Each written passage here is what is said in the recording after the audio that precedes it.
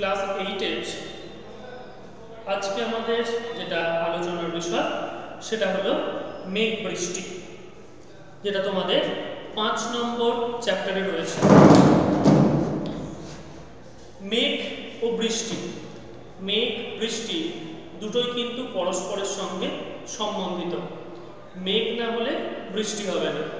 তো সেই জন্য আমাদের প্রথমে মেঘ কিভাবে হচ্ছে, মেঘ কয় প্রকার বা মেঘের কোনো প্রকারভেদ আছে কিনা সেই বিষয়গুলো জেনে নিতে হবে। তাহলে মেঘ কি বা মেঘ কিভাবে সৃষ্টি হয়? আমরা তো সকলেই দেখেছি যে আকাশে কখনো পেঁজা তুলোর মতো মেঘ ভেসে থাকতে, আবার বর্ষাকালে সারা আকাশ ভর্তি ঘন কালো মেঘও লক্ষ্য করেছি। এই যে মেঘ, সেটা কিভাবে সৃষ্টি হচ্ছে না, মেঘ সৃষ্টির পিছনে একটা সুনির্দিষ্ট প্রক্রিয়া রয়েছে। সূর্যরশ্মির প্রভাবে যখন ভূপৃষ্ঠের উপরে যে সমস্ত জলভাগ রয়েছে, সেই জলভাগে সূর্যের আলো পড়ার ফলে কি হয়ে থাকে, জলভাগ উত্তপ্ত হয় এবং জল উত্তপ্ত হলে বাষ্পীভূত হয়, বাষ্পে পরিণত হয় এবং সেই বাষ্প হালকা বায়ুর থেকে, সে কারণে বাষ্প কি হয় না উপরের দিকে উঠতে থাকে। উপরের দিকে যত উঠছে তত উষ্ণতা কমতে থাকে। কারণ তোমরা হয়তো আগে জেনে এসেছো বা পড়ে এসেছো যে ভূপৃষ্ঠ থেকে যত উপরের দিকে ওঠা যায় তত উষ্ণতা কমতে থাকে। সেই কারণে সূর্যের তাপের প্রভাবে বা সূর্য রশ্মির প্রভাবে পৃথিবীর উপরিভাগের যত জলভাগ রয়েছে, সমুদ্র, মহাসাগর, নদী বা পুকুর, খাল, বিল, সব জায়গাকার জল গরম হওয়ার ফলে জল বাষ্পে পরিণত হয় এবং সেই বাষ্প হালকা হওয়ার ফলে উপরের দিকে উঠে যায়। যত উপরের দিকে উঠে যাচ্ছে তত কি হচ্ছে, তত উষ্ণতা হ্রাস পাচ্ছে, ঠান্ডা দিকে যাচ্ছে। আর জলীয় বাষ্প যত উপরের দিকে উঠছে ঠান্ডা হওয়ার ফলে জলীয় বাষ্প কি হয়েছিল, জল থেকে বাষ্পে পরিণত হওয়ার জন্য জলকে গরম হতে হয়েছিল, অর্থাৎ তাপ গ্রহণ করেছিল, যেটাকে বলছে লীন তাপ। উপরে উঠে যখনই যত উপরে উঠছে তত ঠান্ডার সংস্পর্শে আসছে, ঠান্ডা অঞ্চলের সংস্পর্শে আসছে, তখনই কি হচ্ছে, জলীয় বাষ্পগুলো ঠান্ডা হয়ে যে তাপটা ধরে সে বাষ্পে পরিণত হয়েছিল সেই তাপটাকে ছেড়ে দিচ্ছে, ছেড়ে দিয়ে সে আর বাষ্প থাকছে না, সে তখন জলকণায় পরিণত হচ্ছে। আর যে তাপটা ছেড়ে সে জলকণায় পরিণত হচ্ছে তাকে বলছে লীন তাপ। তাহলে এই যে জলীয় বাষ্প উপরের দিকে উঠে ঠান্ডা হয়ে জলকণায় পরিণত হলো এবং জলকণায় পরিণত হওয়ার পর ধূলিকণাকে আশ্রয় করে, কারণ বাতাসে সমস্ত জায়গায় ধূলিকণা রয়েছে। এবার জলকণা তো একা ভেসে থাকতে পারে না, ধূলিকণাকে আশ্রয় করে ভেসে বেড়াতে থাকে। এরকম অসংখ্য কয়েক হাজার, কয়েক লাখ এই ধূলিকণা আশ্রিত জলকণা এক জায়গায় পুঞ্জীভূত হয়ে, মানে এক জায়গায় জড়ো হয়ে ঘন আকৃতি ধোঁয়ার মতো অবস্থা, অর্থাৎ মেঘের সৃষ্টি করছে। এই মেঘ যে সৃষ্টি হচ্ছে তার মধ্যে তাহলে কি রয়েছে, জলকণা রয়েছে। এবার জলকণাগুলো উপরের বায়ু প্রবাহের ফলে পরস্পর ধাক্কা খাচ্ছে, ধাক্কা খেয়ে একটা জলকণা আর একটা জলকণার সঙ্গে ধাক্কা খেয়ে যুক্ত হয়ে যাচ্ছে। যুক্ত হয়ে গিয়ে কি দেখতে পাওয়া যাচ্ছে, দুটো জলকণা, তিনটে জলকণা, পাঁচটা জলকণা পরস্পরের সঙ্গে যুক্ত হয়ে বড় আকার ধারণ করছে। আর যখনই বড় আকার ধারণ করছে তখন সে আস্তে আস্তে ভারী হচ্ছে, আর ভারী হওয়ার ফলে আকর্ষণ বল কাজ করছে, মাধ্যাকর্ষণ শক্তি। এক সময় যখন অনেক বড় বড় জলের ফোঁটা হয়ে যাচ্ছে তখন সে মাধ্যাকর্ষণ শক্তির টানে নিচের দিকে পড়ছে, যেটাকে বলেছে কি, নিচের দিকে জল পড়ছে মানে অধ মানে নিচের দিকে পড়ছে, অধ মানে নিচে, তাকে বলছে অধর দিকে নিচের দিকে ক্ষেপিত হচ্ছে মানে পড়ছে, তাকে বলছে অধঃক্ষেপণ, অর্থাৎ বৃষ্টি আকারে বা শীত প্রধান অঞ্চল হলে তুষার আকারে ভূপৃষ্ঠে পতিত হচ্ছে, যাকে বলছে অধঃক্ষেপণ, অর্থাৎ বৃষ্টিপাত বা তুষারপাত। তাহলে মেঘের সৃষ্টি হলো, মেঘ থেকে তুষারপাতের সৃষ্টি হলো। আর মেঘ মানে কি, মেঘ মানে হচ্ছে জলকণার, অসংখ্য জলকণার একটা পুঞ্জীভূত অবস্থা, তা কি বলছে মেঘ। এবার এই যে মেঘ সৃষ্টি হলো, মেঘে কিছু প্রকারভেদ আমরা দেখতে পারি। একটা হচ্ছে উঁচু মেঘ, যেগুলো অনেক উঁচুতে থাকে, একটা মাঝারি মেঘ, আবার একটা নিচে যেটা অবস্থিত থাকে ভূপৃষ্ঠের কাছাকাছি যারা অবস্থান করে সেগুলোকে বলছে নিচু মেঘ। তো এইভাবে কোথায় মেঘ অবস্থান করছে তার দেখতে কিরকম সেই অনুযায়ী মেঘের শ্রেণী বিভাগ করা হয়ে থাকে। যেমন তোমাদের বইতে প্রথমেই রয়েছে বেশি উচ্চতার মেঘ। বেশি উচ্চতার মেঘ মানে যার উচ্চতা থাকে মোটামুটি 20,000 ফুটের উপরে, তাদের কি বলছে, তাদের বলছে বেশি উচ্চতার মেঘ। বেশি উচ্চতার মেঘের মধ্যে রয়েছে শিরাস। শিরাস কিরকম দেখতে বলেছে, সাদা রঙের স্বচ্ছ এই মেঘ দেখতে অনেকটা হালকা পালকের মতো। পালক যেরকম হালকা হয়, এই মেঘও খুব হালকা, নীল আকাশে হালকা পালকের মতো একটা পাতলা স্তর দেখতে পাওয়া যায়। এই মেঘ সাধারণত পরিষ্কার আবহাওয়া নির্দেশ করে। পরিষ্কার আবহাওয়ায় আকাশ সাদা দেখায়, সেই মেঘটাকেই বলছে শিরাস মেঘ, যেটা অনেক উঁচুতে অবস্থান করে। সারা আকাশ এই মেঘে ঢাকা থাকলেও তার মধ্যে দিয়ে সূর্যকে দেখতে পাওয়া যায়, সূর্যের আলোকে আটকাতে পারে না। এরা যখন একে অপরের সাথে মিশে বন্ধনী তৈরি করে তখন আবহাওয়া খারাপ হয়। এই রকম শিরাস মেঘ, যদি অনেকগুলো শিরাস মেঘ একসঙ্গে যুক্ত হয় তাহলে শিরাস মেঘ হচ্ছে পাতলা চাদরের মতো, সেই জন্য সূর্যের আলোকে দেখতে পাওয়া যাচ্ছে। মানে অনেকগুলো শিরাস মেঘ যদি পরপর অবস্থান করে তাহলেই তো মোটা মেঘ হয়ে যাচ্ছে। তখনই কিন্তু অনেকগুলো মেঘ চড়ে হয়ে যাওয়ার ফলে অনেক জলীয় বাষ্প পেয়ে যাচ্ছে, তখন কিন্তু বৃষ্টি হওয়ার প্রবণতা বা সম্ভাবনা বাড়িয়ে দেয়। সেই জন্যই বলছে যে আবহাওয়া দুর্যোগপূর্ণ আবহাওয়ার ইঙ্গিত করে যখন অনেকগুলো শিরাস মেঘ একসঙ্গে অবস্থান করে। 2 নম্বর উচ্চ মেঘের মধ্যে যেটা বলেছে সেটা হচ্ছে সিরোস্ট্যাটাস। সিরোস্ট্যাটাস কি? এটা বলেছে পাতলা চাদরের মতো এই মেঘে ঢাকা আকাশ দুধের মতো সাদা হয়। আগেরটা যেরকম নীল আকাশটা ওই মেঘের মধ্যে দিয়ে দেখতে পাওয়া যাচ্ছিল, কিন্তু এক্ষেত্রে বলেছে আকাশটা দুধের মতো সাদা, মানে একটু মোটা এই মেঘ, এবং অনেক বেশি জলীয় বাষ্প বা জলকণা এই মেঘেতে লক্ষ্য করা যায়। আর বলেছে অনেক সময় এই মেঘ চাঁদ আর সূর্যের চারপাশে বলয় আকারে অবস্থান করে। এই মেঘকে সূর্য বা চাঁদের চারপাশে এরকম গোল গোল বলয় আকারে অবস্থান করতে দেখতে পাওয়া যায়। আর বলছে 3 নম্বর সিরোকিউমুলাস। সিরোকিউমুলাস মেঘ কি বলছে, এটা দেখতে পেঁজা তুলোর মতো।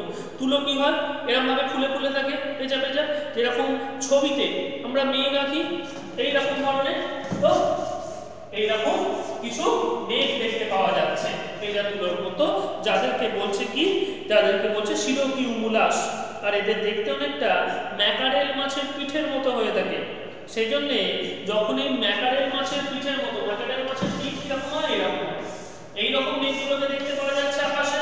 যখন এইরকম সিরোকিউমুলাস মেঘ আকাশে ভরে যায় তখন তাকে বলা হয় থাকে ম্যাকারেল স্কাই বা ম্যাকারেল আকাশ। আর এই ধরনের মেঘ পরিষ্কার আবহাওয়া নির্দেশ করে থাকে। এগুলো গেল উচ্চ মেঘের উদাহরণ। এবার হচ্ছে মাঝারি মেঘ, যারা কোন উচ্চতায় দেখতে পাওয়া যায়, যাদের উচ্চতা হচ্ছে মোটামুটি ভাবে 10,000 ফুট বা 6,500 ফুট থেকে 20,000 ফুটের মধ্যে। 6,500 ফুট থেকে 20,000 ফুটের মধ্যে যে সমস্ত মেঘ দেখতে পাওয়া যায় তাদের বলছে মাঝারি উচ্চতার মেঘ। এই মেঘের মধ্যে দুটো রয়েছে, একটা হচ্ছে অল্টোস্ট্র্যাটাস। এটা ধূসর থেকে নীল রঙের এই মেঘ দেখতে অনেকটা তন্তুর মতো, এটাও তুলোর মতো। এই মেঘের মধ্যে দিয়ে সূর্যকে অনেকটা অনুজ্জ্বল দেখায়। সাধারণত এই মেঘ একটানা বৃষ্টিপাতের পূর্বাভাস দেয়, অর্থাৎ এই মেঘ অনেক বেশি জলীয় বাষ্প থাকে, তার ফলে এই মেঘের চাদরটা ঘন প্রকৃতির। আর এই ঘন হওয়ার ফলে সূর্যের আলো, হালকা আলো আসে, মৃদু আলো আসে, সূর্যের যে প্রখর তাপ সেটা কিন্তু আটকে যায় এই আকাশ বা এই ধরনের মেঘেতে। তার ফলে এই ধরনের মেঘে কখন দেখতে পাওয়া যায়, বর্ষাকালে যখন মেঘলা আকাশ থাকে তখন মানে একদম অন্ধকার করে আসে না, মানে আকাশ মোটামুটি আলো দেখা যাচ্ছে কিন্তু সূর্যকে পরিষ্কারভাবে দেখা যায় না, সূর্য উঠেছে বোঝা যাচ্ছে কিন্তু পরিষ্কারভাবে দেখা যাচ্ছে না। সেই ধরনের যে মেঘ তাকে বলছে অল্টোস্ট্র্যাটাস। আর এই ধরনের মেঘ যদি থাকে, এই ধরনের মেঘে কি বলছে না দুর্যোগপূর্ণ আবহাওয়া, অর্থাৎ একটানা বৃষ্টিপাতের যে পূর্বাভাস সেটা দেওয়া যায় এই ধরনের মেঘ আকাশে দেখতে পাওয়া গেলে। আর 2 নাম্বার বলেছে অল্টোকিউমুলাস। অল্টোকিউমুলাস মেঘ দেখতে কিরকম না চ্যাপ্টা গোলাকার সাদা থেকে ধূসর রঙের এই মেঘ আকাশে ঢেউয়ের মতো অবস্থান করে এবং এর ফাঁক দিয়ে নীল আকাশ দেখতে পাওয়া যায়। এই যে অল্টোস্ট্রাটা সেটা হচ্ছে পুরো চাদরের মতো ঘন, যখন মেঘ হচ্ছে তখন তাকে অল্টোস্ট্রাটাস। আর অল্টো কিউমুলাস হচ্ছে কিরকম, এটাও ঘন কিন্তু মাঝে মাঝে ছাড় অর্থাৎ পাহাড়ের মতো বা এখানে বলেছে সমুদ্রের ঢেউয়ের মতো এবড়ো খেবড়ো, খানিকটা এইরকমই দেখতে কিন্তু ঘন প্রকৃতির, তখন তাকে বলছে অল্টো কিউমুলাস। এর প্রভাবে এখানে কি মাঝে মাঝে নীল আকাশটা দেখতে পাওয়া যাচ্ছে। বর্ষাকালে এই ধরনের মেঘ বেশি দেখতে পাওয়া যায়, এই দুই ধরনের মেঘ। আর 3 নম্বর বলেছে নিম্ন উচ্চতার মেঘ, যেই মেঘ 6500 ফুটের নিচে যে মেঘ সৃষ্টি হতে দেখতে পাওয়া যায় তাকে বলছে নিম্ন উচ্চতার মেঘ। এর মধ্যে যেটা রয়েছে সেটা হচ্ছে স্ট্র্যাটোকিউমুলাস।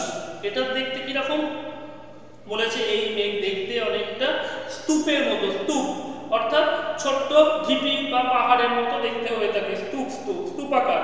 অনেক সময় দেখে মনে হয় যে এই স্তরগুলো যেন গড়িয়ে চলেছে, মানে ছোট ছোট এরকম মেঘ। আর এগুলো কি হয়, বায়ু প্রবাহের ফলে এগুলো আকাশে এক জায়গা থেকে অন্য জায়গায় সরে যেতে দেখতে পাওয়া যায়, মানে লাফিয়ে লাফিয়ে গড়িয়ে যাচ্ছে মনে হয়। সেই জন্যে একে বলা হয় থাকে বাম্পি ক্লাউড। বাম্পি মানে গড়িয়ে যাওয়া বা তোমার ডিগবাজি খাওয়া। তো সেই জন্য একে এই ক্লাউডটাও, এই মেঘটাও যেন ডিগবাজি খাচ্ছে, সেই জন্য একে বাম্পি ক্লাউড বলা হচ্ছে। 2 নম্বর নিচু মেঘের মধ্যে রয়েছে স্ট্র্যাটাস। স্ট্র্যাটাস মেঘ কিরকম দেখতে বলেছে, সাদা থেকে ধূসর রঙের এই মেঘ সারা আকাশকে কুয়াশার মতো ঢেকে রাখে।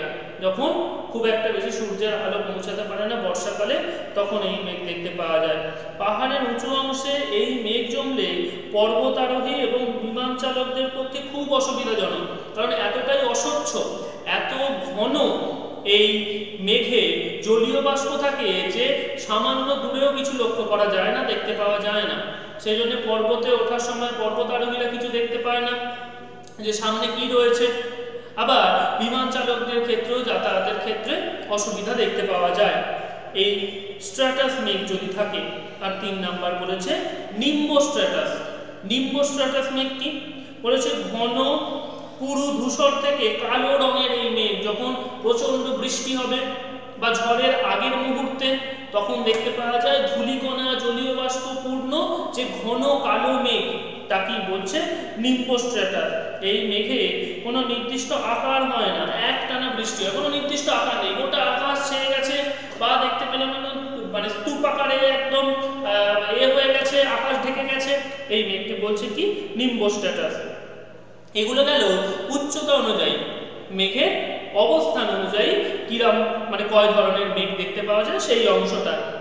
এরপর বলেছে উলম্ব মেঘ, অর্থাৎ কে কতটা চওড়া, উপরের দিকে কে কতটা অবস্থান করছে মোটা হয়ে, সেই অনুযায়ী মেঘকে দুটো ভাগে ভাগ করে যায়। একটা বলেছে কিউমুলাস, একটা বলেছে কিউমুলোনিম্বাস। কিউমুলাস কি, এটা বলেছে পুরু ঘন এই মেঘ উলম্ব বিস্তার দেখা যায়, উপরিভাগের অনেকটা দেখতে ফুলকপির মতো, ফুলকপি যেমন নিচটা সরু উপরের দিকটা ফুলে যায়, এখানেও এই মেঘটি স্তূপাকারে নিচের দিকে কম উপরের দিকে অনেক উঁচু পর্যন্ত এর বিস্তার দেখতে পাওয়া যায়, ছড়িয়ে থাকতে দেখতে পাওয়া যায়। আর এটাও ঘন রঙের হয়ে থাকে, ঘন কালো রঙের হয়ে থাকে।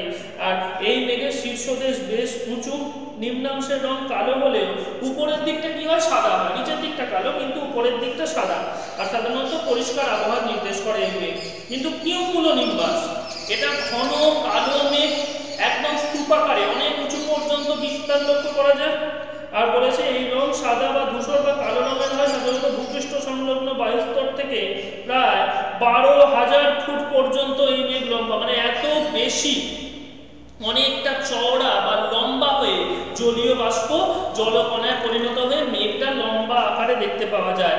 আর এই মেঘ হওয়া মানে কি, প্রচুর পরিমাণে বজ্র বিদ্যুৎ সহ বৃষ্টিপাতের একটা পূর্বাভাস এটা দিয়ে থাকে।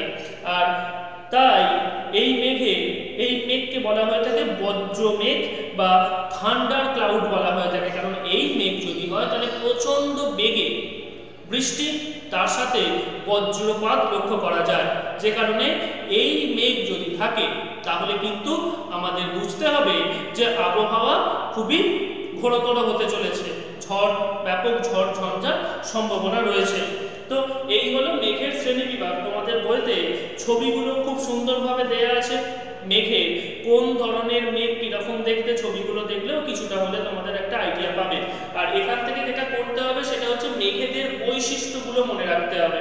যে কিউমুলোনিম্বাস মেঘ, এটা দেখতে 1 নম্বর দেখতে কিরকম, কতটা উচ্চতা, কোন অংশে লক্ষ্য করা যায়, এইটা থাকলে আবহাওয়া কিরকম হয়, এইভাবে 1 2 3 করে তৈরি করতে হবে বৈশিষ্ট্য, খুব ভালো করে এটা তৈরি করতে হবে। আর তারপরের অংশে রয়েছে মেঘ কিভাবে সৃষ্টি হয়। মেঘ কিভাবে সৃষ্টি হয় তোমাদের এখানে বললাম যে কোনো জায়গায় যখন জল উষ্ণ হয়ে যায়, গরম হয়ে যায়, তখন জলীয় বাষ্প রূপে জল উপরের দিকে উঠে যায়। উপরে যত উঠছে তত জলীয় বাষ্প ঠান্ডা হচ্ছে, তার ফলে জলকণায় পরিণত হচ্ছে এবং কাকে আশ্রয় করে ভেসে বেড়াচ্ছে জলকণাগুলো? না, ধূলিকণাকে আশ্রয় করে ভেসে বেড়াচ্ছে। আর এই ভেসে বেড়ানোর ফলে কিসের সৃষ্টি করছে? না, মেঘের সৃষ্টি করছে। একজোট হয়ে এক জায়গায় সংঘবদ্ধ হয়ে ঘন মেঘের সৃষ্টি করছে। এবার এই মেঘ সৃষ্টির ক্ষেত্রে আমরা যে জলীয় বাষ্পের কথা বলছি, জলীয় বাষ্পের ক্ষেত্রে আমরা দুটো বিষয় দেখতে পাই। যখন জল বাষ্পীভূত হয় সেই অবস্থাটাকে বলা হয় থাকে বাষ্পীভবন। আর উপরে উঠে যখন জল মানে জলীয় বাষ্প ঠান্ডা হয়ে জলকণায় পরিণত হচ্ছে তখন তাকে বলছে ঘনীভবন। তাহলে দুটো কথা বললাম, উষ্ণতার প্রভাবে জল যখন বাষ্পীভূত হচ্ছে তখন তাকে বলছে বাষ্পীভবন, আর সেই জলীয় বাষ্প উপরে উঠছে ঠান্ডা হয়ে গিয়ে জলকণায় পরিণত হচ্ছে, যখনই জলকণায় পরিণত হচ্ছে তাকে বলছে ঘনীভবন। আর যে জলকণায় পরিণত হচ্ছে মানে কি বলছি? যে ঠান্ডা হওয়ার ফলে জলকণায় পরিণত হচ্ছে। এই যে ঠান্ডা হচ্ছে, যখন ঠান্ডা হচ্ছে তখন যে উষ্ণতাটা থাকছে ওই অংশে, যে অংশে জলীয় বাষ্পটা জলকণায় পরিণত হচ্ছে, এই যেখানে ঠান্ডা হচ্ছে সেই যে উষ্ণতাটা তাকেই বলছে কি শিশিরাঙ্ক উষ্ণতা বা শিশিরাঙ্ক তাপমাত্রা। তাহলে শিশিরাঙ্ক তাপমাত্রা বা ডিউ পয়েন্ট টেম্পারেচার কাকে বলে?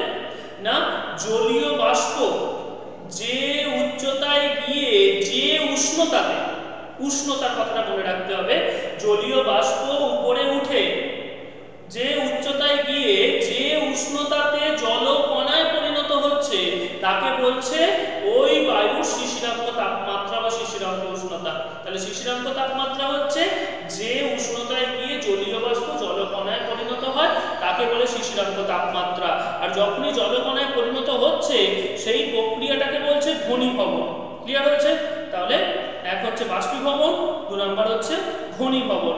আর ঘনীভবন হওয়ার পর সেই ঘনীভূত জলকণা সেগুলো পরস্পরের সঙ্গে যুক্ত হয়ে বড় জলকণায় পরিণত হয়ে যখন মাধ্যাকর্ষণ শক্তির টানে নিচে এসে পতিত হচ্ছে বা পড়ছে জল আকারে বৃষ্টি রূপে, বরফ আকারে তুষার রূপে, তখন তাকে বলছে অধঃক্ষেপণ। তাহলে কি কি হলো? বাষ্পীভবন প্রথমে, তাহলে জল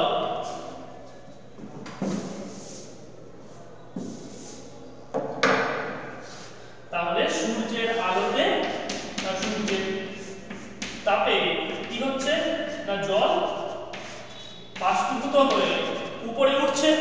এই যে বাষ্পীভূত হওয়ার যে প্রক্রিয়া তাকে কি বলা হলো? তাকে বলছে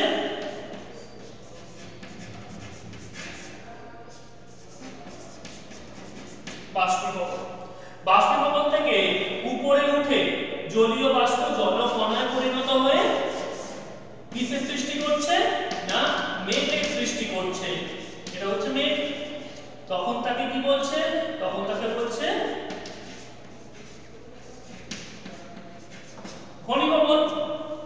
আর ঘনীভূত হয়ে কি হচ্ছে না বৃষ্টি আকারে যখন পড়ছে, বৃষ্টি আকারে পড়ছে, তখন তাকে কি বলছে? তখন তাকে বলছে অধঃক্ষেপণ।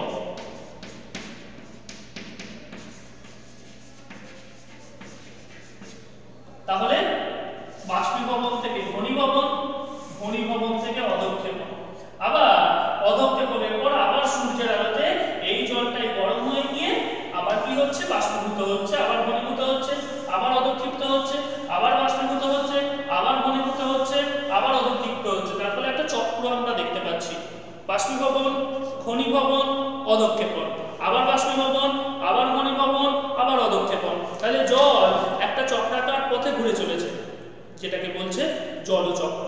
তাহলে পৃথিবীতে যতটা জল সৃষ্টির সময় ছিল ততটা জলই আছে। কেন আছে? কারণ জল একটা চক্রাকার পথে আবর্তিত হয়। এই যে চক্রাকার পথ, এটা কি বলছে কি?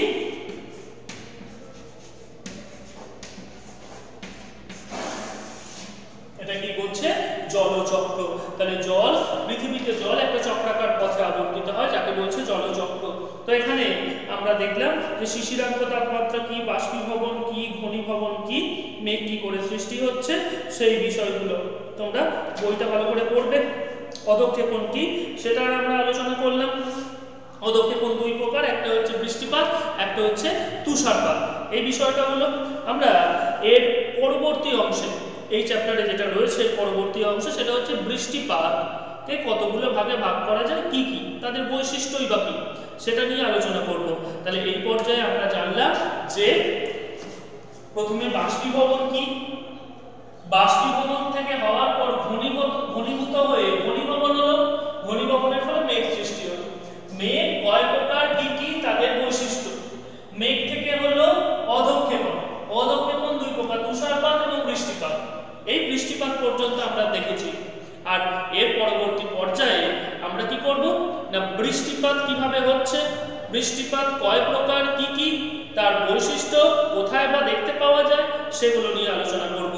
আজকে এই পর্যন্ত রইল। ভালো করে তোমরা বইটা পড়বে।